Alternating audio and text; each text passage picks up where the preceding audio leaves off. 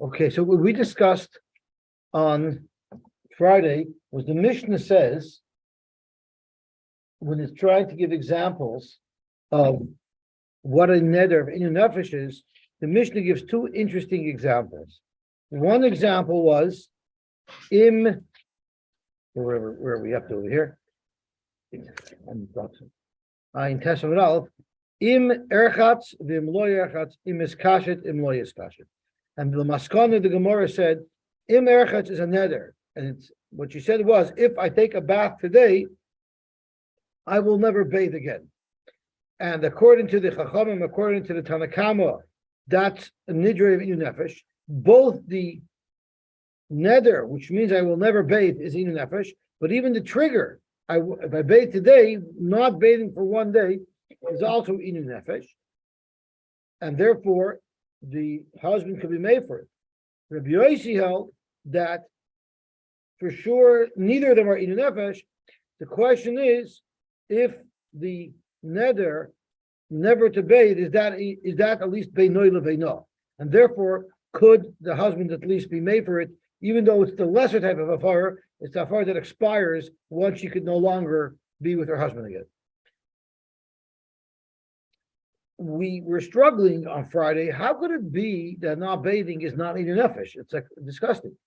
Ad kedei kach that someone told me today in Shir that someone was speaking to Yisrael Yitzchak Cohen. Remember Yisrael Yitzchak Cohen? He used to be the Balkair in Viewmount, the Alter Ger Chussid.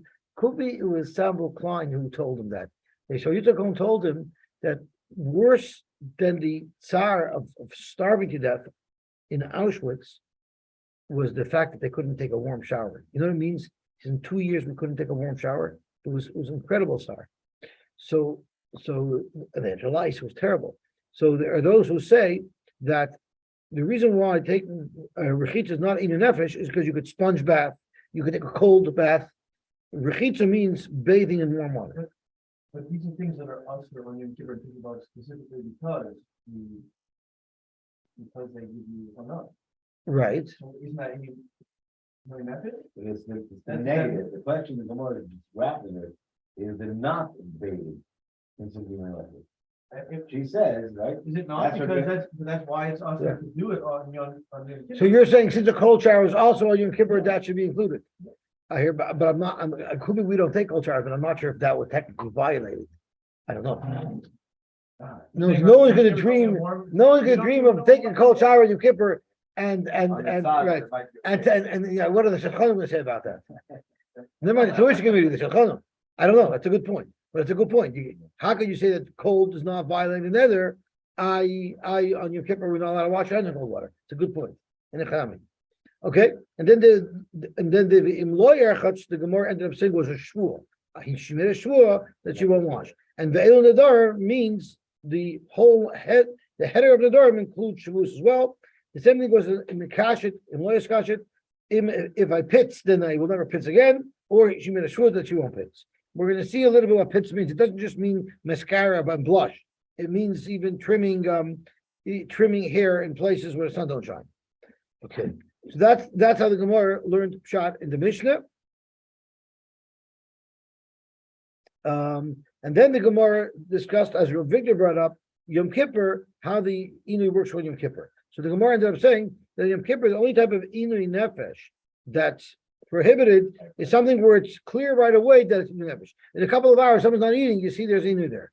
But showering or bathing, you don't see the Inu right away. That's not the type of Inu that the Torah was prohibiting with the Isser Karis by Yom Kippur, but by Nedarim, it's considered Inu Nefesh if at any time in the future it could lead to Inu Nefesh. Gewaltig. Okay. Which now takes us to the Shaila of Rabbi Yosy. Rabbi Yosy said that bathing is not Inu Nefesh. So the Gemara asked the stira, Rabbi Yosy, how could you say bathing is not Inu Nefesh if you hold even washing your clothing is Inu Nefesh? Because you paskin that if there's a river that's running downhill, people who live at the top of the hill, people who have access to the river first, have precedent over the people who live further down the river to divert water. And if they needed the water to wash their clothing, they could take that water even at the expense of the drinking water of the people downstream. So that means you're saying that kvisa, washing your clothing, must be something that's comparable to survival, because you're letting the people from the upper banks of the river to take water to wash their clothing, even though the people at the lower banks won't have what to drink. So the Gemara asked, the Gemara hashed the kvisa, Omer Rabbi Yosy, yesh batzar, guf kula lakol shagain. If merely washing your clothing is going to create an inu nefesh, the whole guf lakol shagain. Oh, I just lost my pointer. I don't know what my pointer is. I need my pointer because I can't point on the Gemara with dirty nails. What does that mean? Does it mean?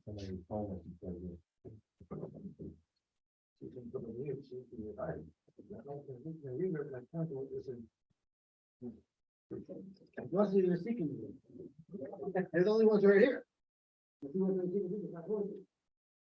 Okay. I thought I could trust him. I left it out. Well, no, it's not around. It's completely not around. Okay. I follow. Sure, it'll show. Next time I'll wash my nails. Nothing. There's a pointer in here anyway.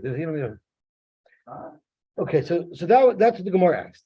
So the Gemara asked, under Yosy, how could you say that kvisa is more important than drinking when even washing the whole guf is not a problem?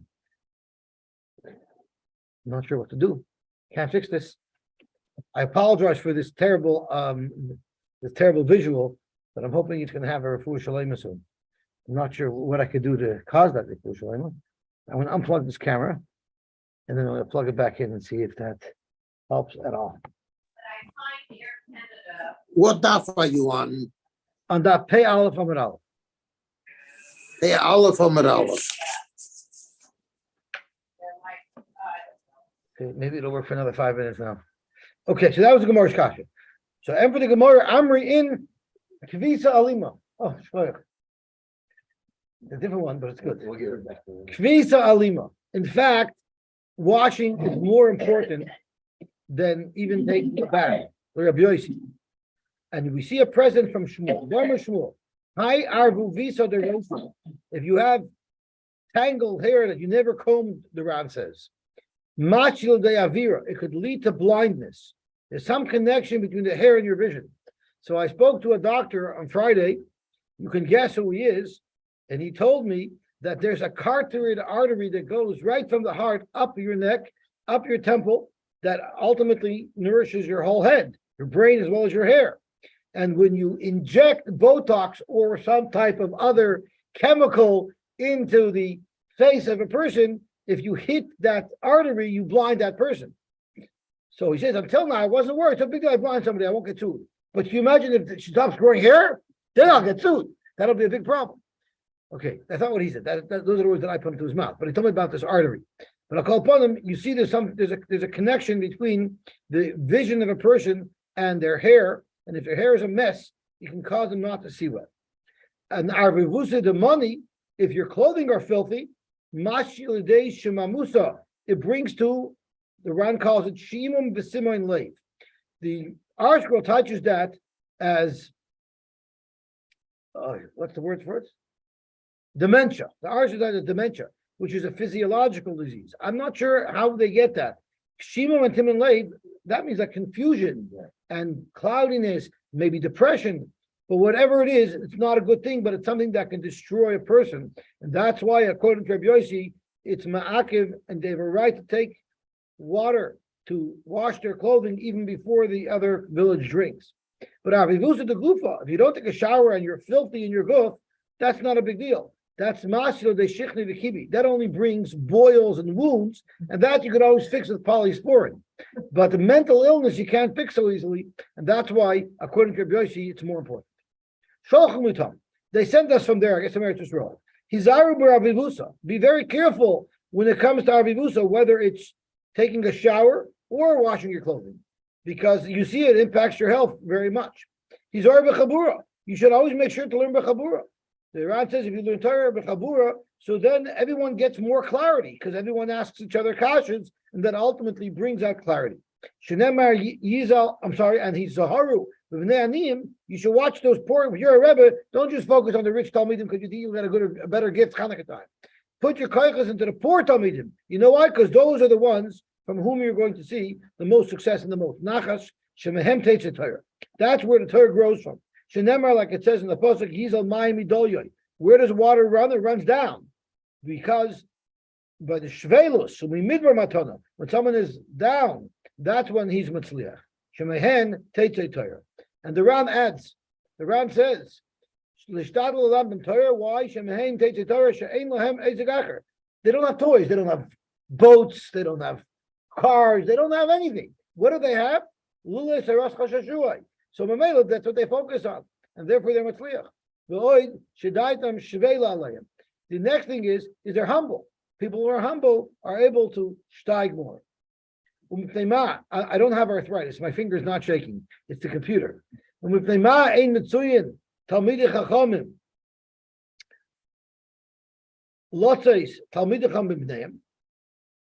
I'm going to ask you how you read this. The way I read it is, why isn't it common that Talmidei Chachamim have children that are Talmidei Chachamim?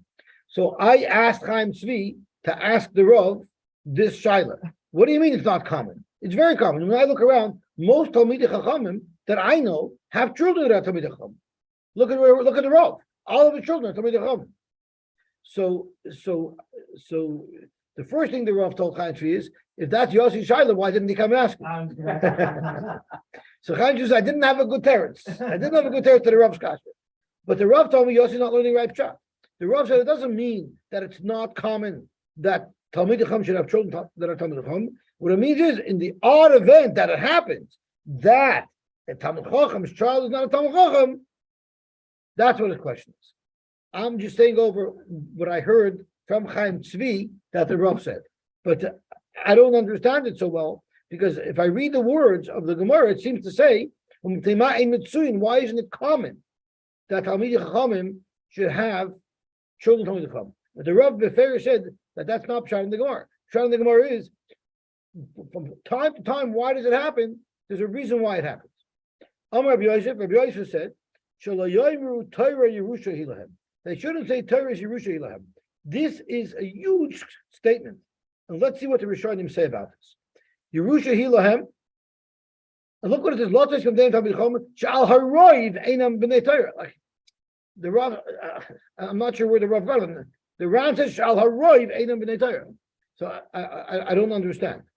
Yerusha Hilahem.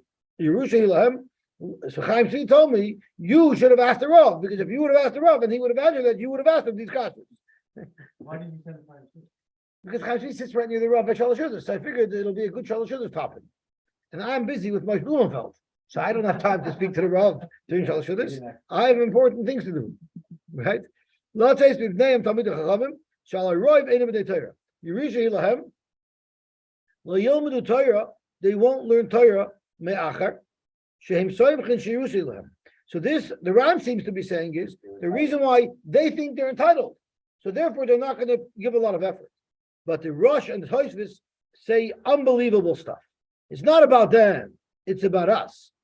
Yerushalayim laTalmidei Chachamim. Everybody else are going to say, "Why should I hurry in learning? I don't stand a chance. I'll never succeed. Torah belongs by the Talmidei Chachamim. I'm just a regular guy. It's not even. It's a waste of time for us. We'll never be able to make it." Zok the Rosh also very fascinating. The Rosh is even more clear. We shouldn't say Yerusha Hilahem, Livnei Elu. The Rav's children, they're going to be matzliach. We'll never succeed in Bana Lilmod if we try. So that's why I'm shot. Another pshat Nami Shaloyemu V'neim. The Talmidei Chacham shouldn't say Enon Tzrich and Lasik B'Torah Yerusha Hilahem. But I'm looking at it from the other side. If a person feels that he can never be misleach in learning, then he'll never learn, right? So this explains why some of our Rebbeim would tell us when we were younger, you'll never succeed, you'll never get anywhere in life. Because that's the best chizuk, the Rosh says. The Rosh says, if you believe you'll never succeed, you'll never succeed. So this is, I'm sure the Rebbeim who would tell the kids, stand up on the chair, they probably got it from this Rush. They probably didn't focus on the Rush enough. That's probably not the best way. Because Adrabah, yeah, everybody has to believe, because it's true, everybody has to know that everybody has an equal right to the Torah. We can all be Mitzliach if we put our koiches into it. And the number one factor that you have to keep in mind to be Mitzliach is to believe that you can be Mitzliach. And we had not too long ago, the Gemara asked, the Rishonim asked Akasha, Rabbi Kiva was mater neder for his father-in-law, and he told Kalba Sabua, had you known that your son-in-law would be a Talmid Chacham, would you have made such a neder? And he said, no. Breaking the Rishonim, but it's Noilat. Rabbi Kiva wasn't destined to become a Talmid Chacham. It was completely Noilat. So how could that be a good Pesach? No, it's not a good Pesach. So what do the Rishonim say? The Ran says, because if somebody wants to learn, it's in the bank, he'll be Matzliach. Doesn't matter who his father is. Everybody has equal access to the Torah. Your Boshim gives everybody their share, and nobody can take it away from you. Even if your Rebbe says you'll never be anything, you could still be something. Someone just told me today that one of his Rebbeim once told him that you'll never be anything.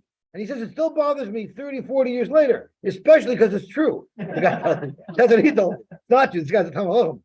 But there's a fellow who I know, he's a year older than me, and when he was in Cheder, he said one day he didn't know, he didn't do his homework, and the Rebbe stood him up on the chair, and he had the whole class surround the chair and pointed at him and say, I'm ha'uretz, I'm ha'uretz. That was the strategy and the professionalism of chinuch in our days. And then if you came home and you said, my Rebbe patched me because I did something wrong, what did your father do? He patched you twice because you probably deserved it. That's the good old days. And listen, we survived and we're still here. So it can't be so bad. There's a famous word that I remember from maybe it was in Zvachim. We learned that the women that were working for the Meleches HaMishkan, they had the ability, Rashi says, to spin the wool right off the backs of the sheep. So before Shem asked, big deal. Who needs that? Let him shear it and then spin. What's the big deal they could spin it off the backs of the sheep? The answer is because there were women who were tummy. If a woman is a nida, she would be mitama the wool if it was sheared. So by spinning it, they were able to spin the whole wool. It was mechuber, therefore it wouldn't become tummy. And then after they would cut it. Why did Hashem do that? Hashem did it because every person has his job and his contribution to Yiddishkeit. And even every woman had her contribution. So Rebbe Yisrael made it that nothing can get in the way of us fulfilling our role in what we're supposed to do. And we have to believe that we have to be confident that we have the ability to accomplish whatever we need to, and therefore we could be Matzliach. No one has a monopoly on the Torah. Okay, let's see the Gemara weiter. Start shaking again now. Okay. Now I can't find it. I gotta look at the Gemara. Zog the Gemara weiter.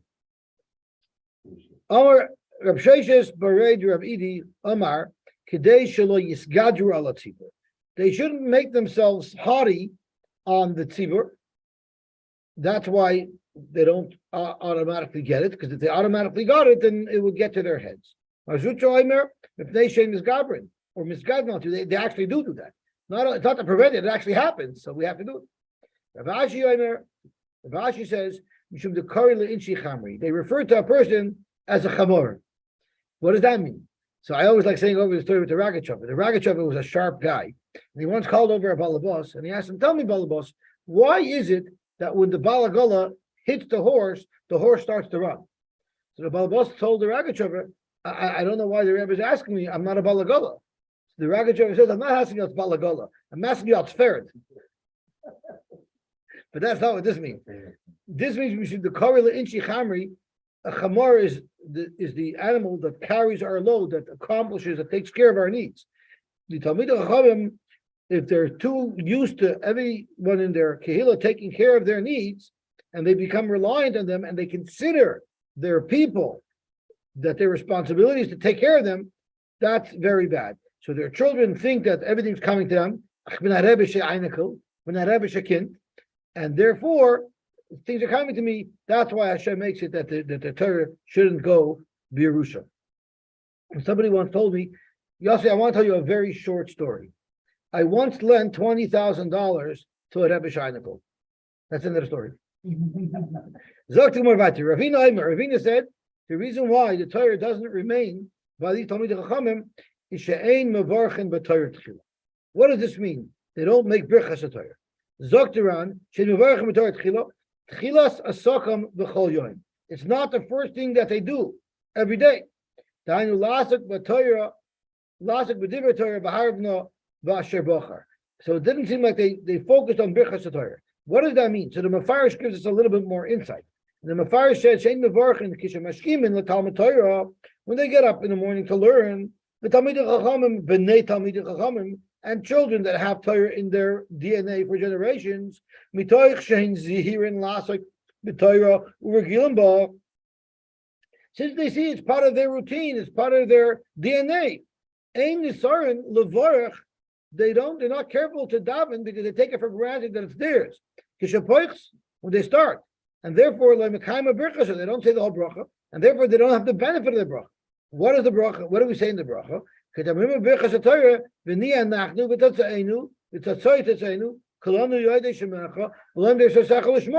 Since they take it for granted, they don't daven this. They don't put their heart into that. Oh, so because of that, they take it for granted, so therefore they lose it. Gewaltig. Wealthy children don't say That's a different story. That's because they're busy with other things. They're busy, entertaining themselves with. Okay, so let's see the Heilige Gemara weiter. Zog the Heilige Gemara, fascinating Gemara with a fascinating round over here. The Amar of Yehuda Amar Av, my dichsiv. It says in the pasuk, "Miya chacham, miya isha chacham, v'yavin azois." Why is it that Klal Yisrael were thrown out of Eretz Yisrael? In Yirmiyah it says, "Miya isha chacham v'yavin azois, v'asher diber pi Hashem elav v'yagida al ma of the haaretz." Who is the one that knows this? Even a Navi who could tell us why we lost Eretz Yisrael. We don't know the answer. Hashem had to tell us the answer. Hashem himself had to tell us the answer. Al ozvam es teirasi, because you abandoned my Torah, which is really another way of saying al ozvam es teirasi. And then the third thing is lahokava, which is again it's the same thing, seemingly repeated 3 times. What does this mean? Zok the heilige Gemara. Zok the heilige Gemara. Mia ish hachacham v'yavin asais davos anishal hachachamim u'lelevim u'lemalachim. Even the malachim were asked, and they couldn't figure out why we lost Eretz Yisrael. Who do we need? The Rebbeinu Shalom himself had to tell us.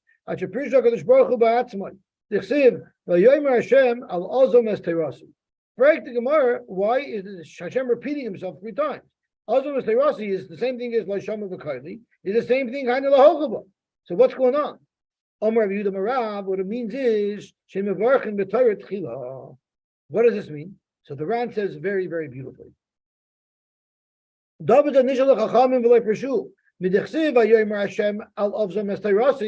Hashem had to present the answer, it must be the leka diyoda la'aduritayma elakutcha b'richul b'chut. Obviously, the only one who came up with the answer was the Rebbeinu Shalom. Even the Malachim didn't know.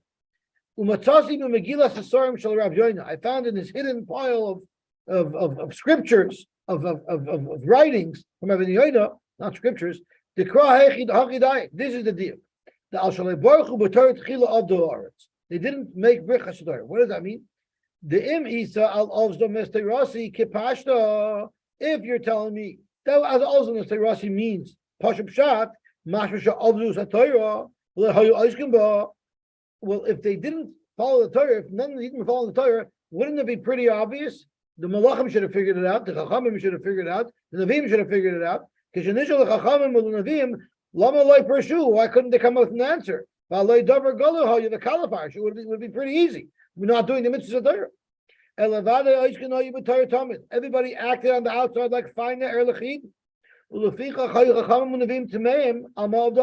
That's why everyone was perplexed. Everyone's following the rules. Everyone's davening and learning and doing mitzvahs. Everyone's doing what they're supposed to be doing. What's the problem? The problem is we need a yedei machshavos to know what's going on inside our hearts. Until HaKadosh Baruch Hu himself told us, Hashem knows what's going on inside our hearts. What does it mean? Sure,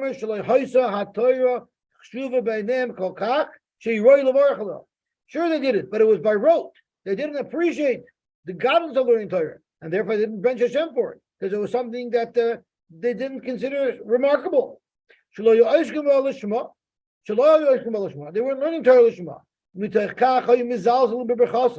So not making the bracha in and of itself isn't the problem. It's the underlying cause of why they didn't say the bracha, because they weren't machshav limud Torah. That's what it meant. It doesn't mean literally they didn't follow the rules of the Torah. Rather, they didn't go in the way of the Torah, meaning with the underlying kavanas that you have to have when you learn Torah.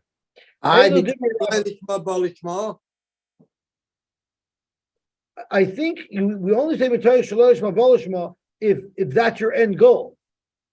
If you never have intention to ever go Lishma, then I don't think you say Torah Shalom Lishma. If I learn Torah Shalom Lishma, but I hope one day to achieve that level, so you'll get there. But not if you don't care about it. This is beautiful pshat, says the Ran. It's a patendik for the Rabbeinu Yoina to say such a beautiful pshat. I remember I was once by the blotshir of Rabbi Yashiv in Yerushalayim, and Shimon Sholem slept me there. And I didn't realize that Rabbi Yashiv had a very good sense of humor. And he was learning the Gemara in Shabbos that discusses the death of David HaMelech. And it said that after David HaMelech found out that he was going to die on a Shabbos, he didn't know which Shabbos, he didn't stop learning for a nanosecond all Shabbos long, so the Malach HaMelech shouldn't get him. And Rabbi Yashiv took out Avada, he did the Sudas and he davened, but any spare second he had, he was Isaac in the mitzvah of Torah, and something had to distract him in order to get him to be master, so he was able to get him. So someone asked Rabbi Yashiv, I don't understand, would David HaMelech learn Torah Shaloi Lishma to save his life? So without skipping a beat, Rabbi Yashiv says, Bosser Shlecht, Torah Shaloi Lishma, Bo Lishma. Okay, Zog to Gemara weiter.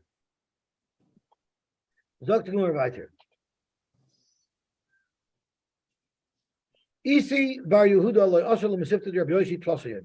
Isi Bar Yehuda did not show up to Seder for 3 days. He skipped cheer. Ashkeche Vardimos Rabbi Yossi. Vardimos, the son of Rabbi Yossi, the Mishkiach, the Yeshiva, saw him and says, "Where were you?" Amalei, my time aloi Asi Mar l'bei Midrasha da'aba hat Tlasayim. Why haven't you shown up for the last 3 days? Last 3 days.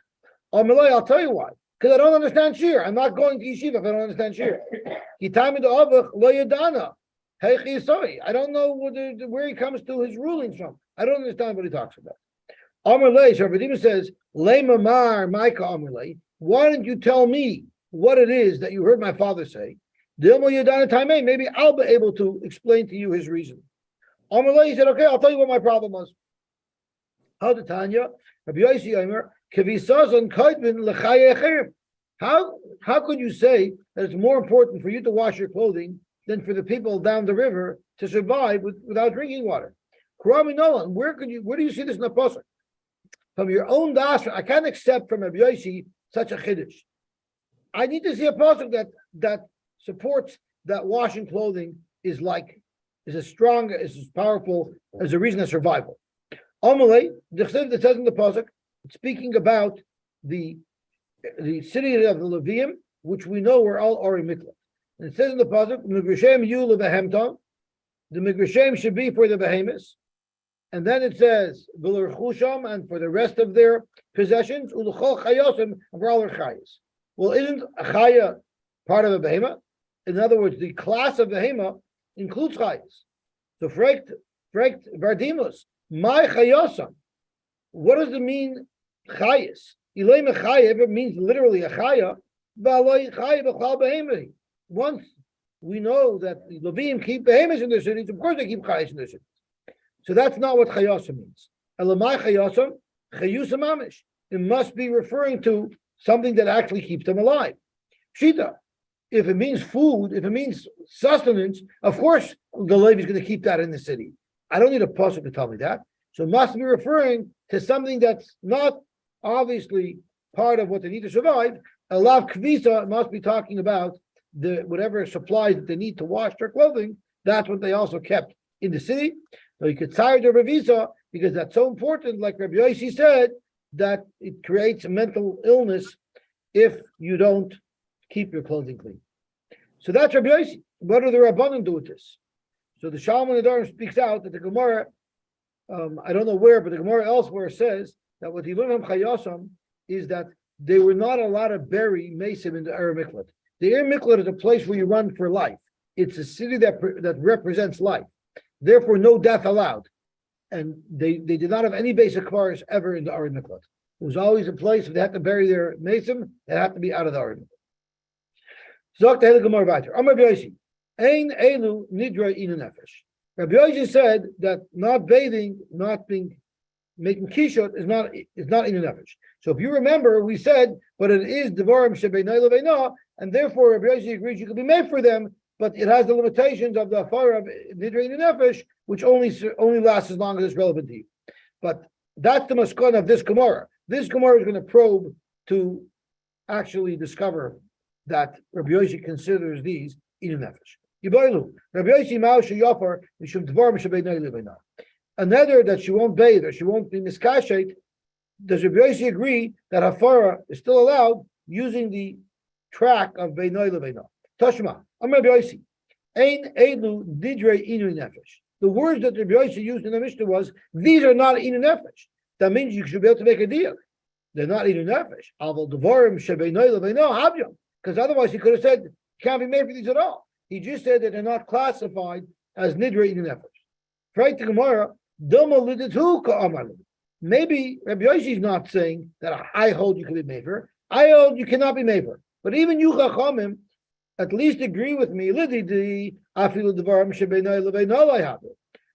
me, I don't even consider them Devarim Shebeinai Leveina. And you cannot be made for them at all. But according to you, Damrisu have a Nidra Inu Nefesh, you want to say that it's so severe not to bathe that's called Inu Nefesh? Mechatayse. Ideally, at least concede to me, the Ein Elu Inu Nefesh, but they are Devarim Shebeinoi Leveina. But you don't see that Rabbi Yossi, he himself holds that these are considered Nedarim Shebeinoi Leveina, that he can be made for them. So what is the psak of Rabbi Yossi? What does he know? Ravada Ba'avar Omer Mefer, they are considered Nidrim Shebeinoi Leveina, and even according to Rabbi Yossi, you could be made for them. And Rav Huna Omer Ein Mefer, you can't. Zok to Gemara.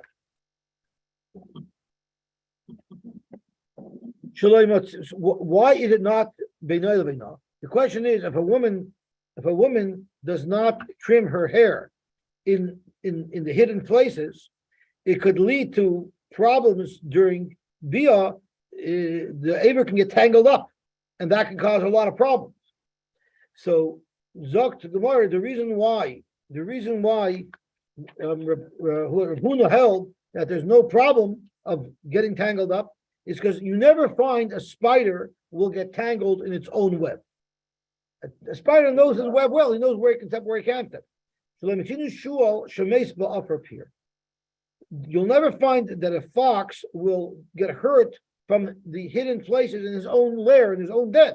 He knows his environment well, and therefore he won't get into trouble. So to a man, even though his woman is not properly trimmed down there, it won't cause him problems because he knows his wife well, and there won't be any issues. So therefore, it's not even, if a woman is not miskashet, and Duran says it's referring to trimming down there, that won't even be considered the Nedarim Shebeinoi Leveina, and it's possible that according to Rabbi Yossi, you cannot even be made for the neder at all. Tanya Kavase de Rabbi Barava. We have a brayso that supports Rabbi Barava that Rabbi Yossi held you could be made for these nedarim of kishut because they are considered nedarim Shebeinoi Leveina. And this is the brayso. Now this is going to be a long brayso that's going to teach us a lot of different things, and we're only going to extract the information that's relevant to Rabbi Yossi later on. So we're going to have two goals that we need to prove from this brayso. A, that nedarim of Inu Nefesh you could be mefer, and kishut is Inu Nefesh. And B is that this brayso is Rabbi Yossi. We have to identify the author of this brayso as Rabbi Yossi. So those are the two things that we're looking for. What is the Gemara probing right now? Whether or not Rabbi Yossi holds these are nedarim of Inu Nefesh, and therefore whether you can be mefer them.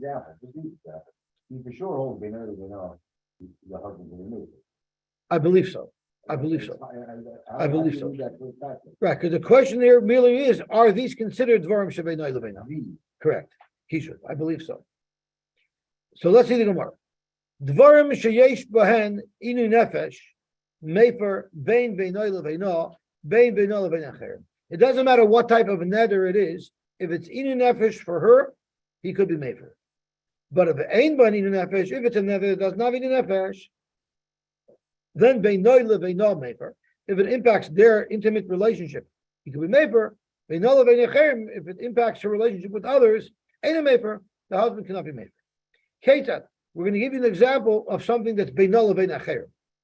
Amra koinim peiros alai. What if she says, I will not have any pairs? Hareza yofer, that it could be mefer, because that's inu nefesh for her. That's given, everyone agrees to that. But what if she said, koinim she'eni oisa lefi abba? I'm not going to do anything for my father. Or lefi achicha, for your brother. Or lefi avicha, or lefi achi, that those who change it around, that the order should be more logical. My father, and my brother, your brother. I won't do anything for them. So that's considered dvarim shebeinoy levein acherim. So that he cannot be mefer. But the Stipler asks, how could a woman make a neder and it should be valid? She'eni oisei le'abba. She has a chiyuv of kibbut avim. You can't make a neder to be mevatla mitzvah. So how would this neder be chal? So the Stipler wants to say that two things he offers. Either maybe right now he's not asking you for anything. So right now there is no chiyuv for her to do anything. That's why it's chal. Or he said it could be chal b'isur koilo, because when she makes a neder, it's chal on anything that he didn't ask her for. Once it's chal on anything he didn't ask her for, it'll be chal on that as well. So that's what the Stipler discusses. Or what if she's made a neder v'shaloi eten teven l'fnei behemtecha? I won't put teven in front of your behemah, or umayim or water l'fnei bekarcha in front of your cattle. Ein yochel haver can't be made for that. So the Ran right away asks, we learned that a woman is muchayev to feed the animals of her husband. That's one of the things that she's muchayev in. So he can't be made for her. She shouldn't even be able to make such a neder.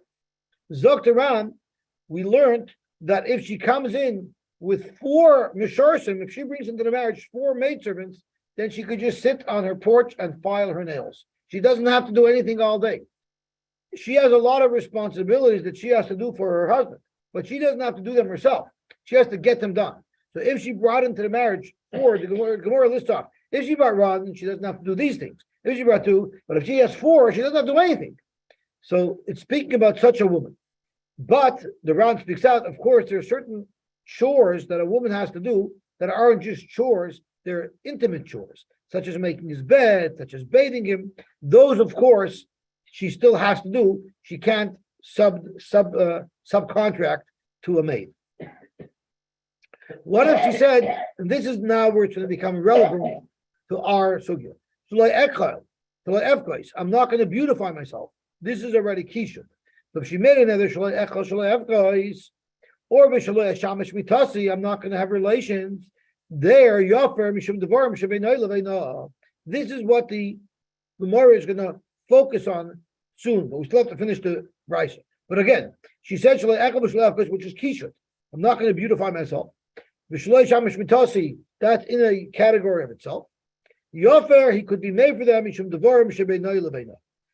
Gemara is going to ask, kishut what is kishut? Is kishut devarim shebeinoy leveino, or is kishut inu nefesh?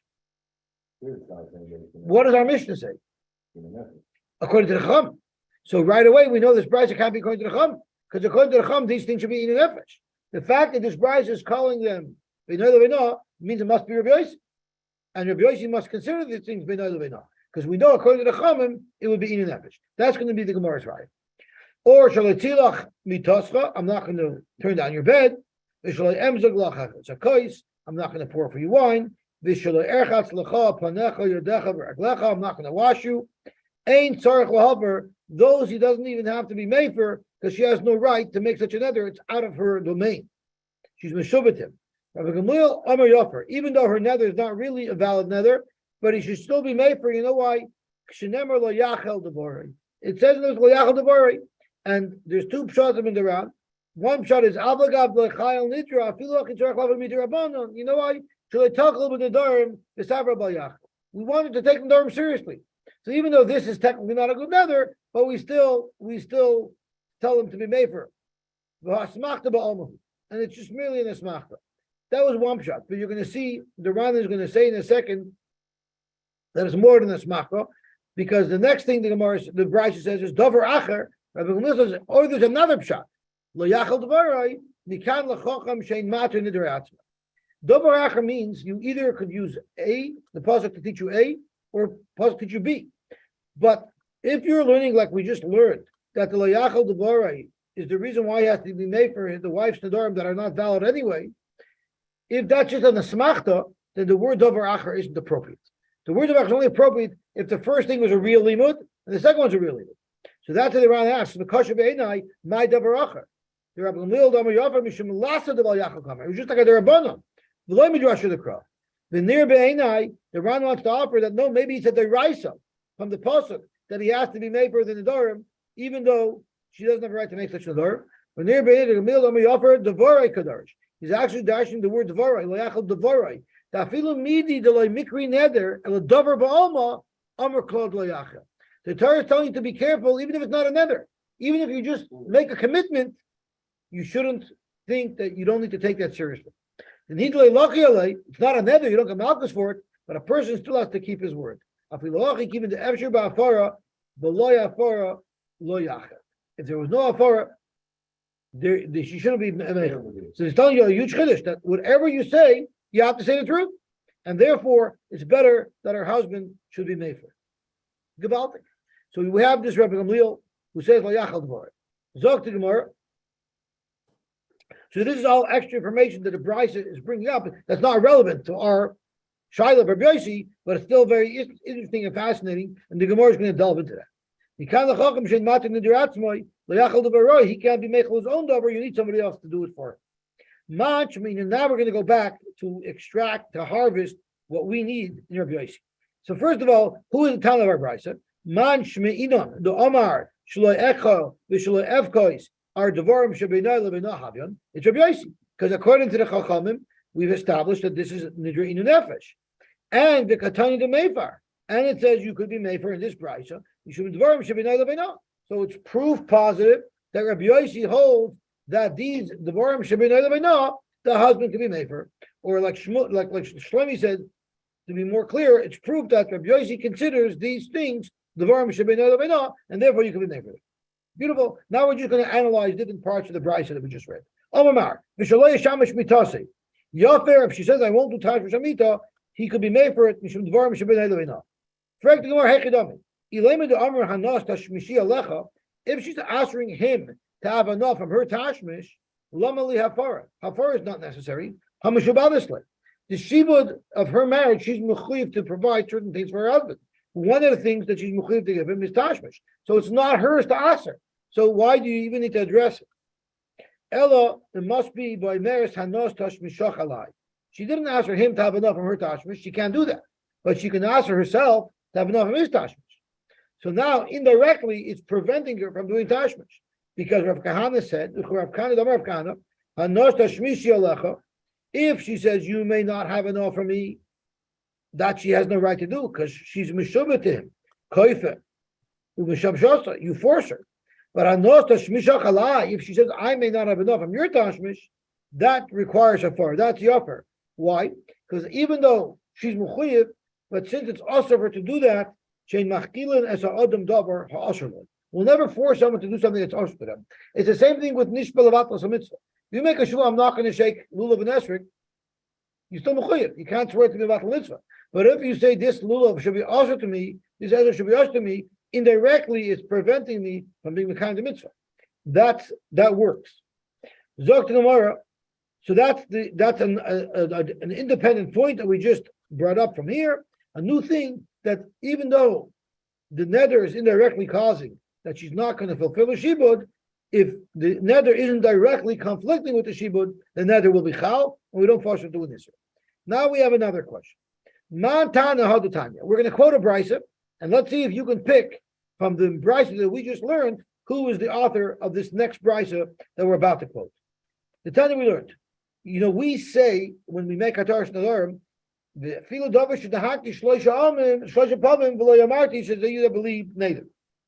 So where do you see this thing that if you do on the Haga, without saying neither, that's considered a Kabbalah? So Zok to Gemara, the Tanya we learned, the Barman with Tarim, something that's mutter b'acherim no hagu b'nizer, And certain people not accepted, but they feared with Isser, they refrained from doing something. You're no longer, once you feared Isser, you cannot change your mind, even though Be'etzem is not Isser, it was your own Chomer. And to be vatal them. This says even Stamazach, that's not an official nether, even that you shouldn't be made.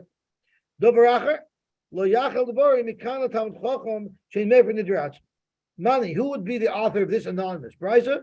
That's more Rabbi Gamliel. It's going to go to Rabbi Gamliel, like we said in our Brisa earlier. Rabbi Gamliel said two very similar things. Okay, we'll stop here, and we'll be Mamshech Bez Hashem tomorrow. Shkoyach, everybody, have a wonderful, wonderful day, and we'll try to get this computer thing sorted out so you don't have the Gemara flashing before your eyes open. Or if you have a computer, you want to donate it. Go ahead, Yossi. Shkoyach, Hagit Tavach. Agit Tavach, Mazel Dikvach, Amen. Panusa Dikvach. Amen. Oh, man. Amen.